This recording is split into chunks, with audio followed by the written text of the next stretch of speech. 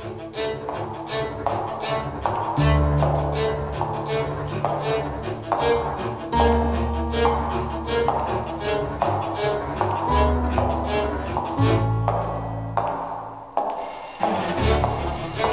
deň.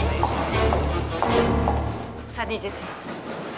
Volám sa Mária Drazdechová a som vaša nová triedna učiteľka. Teraz budem čítať vaše mená, každý sa vždy postaví a pekne nahlas mi povie, čo robí jeho mamička a otecko. Súdružka učiteľka by od teba niečo chcela. Potrebovala by niečo vybaviť. No poď, Danka.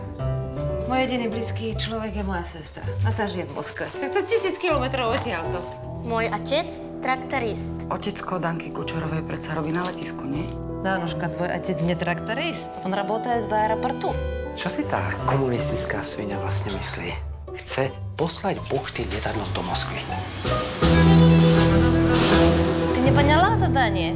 Jasne som povedal, že nič podobné robiť nebudem.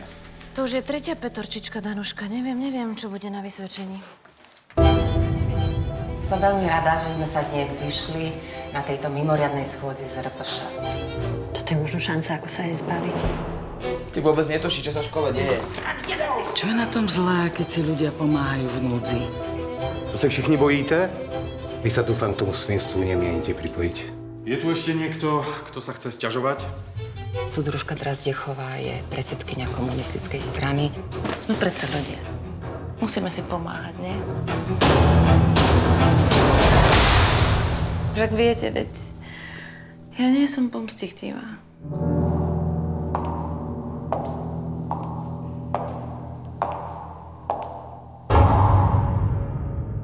Mohli by sme ju zabiť. Kvôli mne? Kvôli nám všetkým.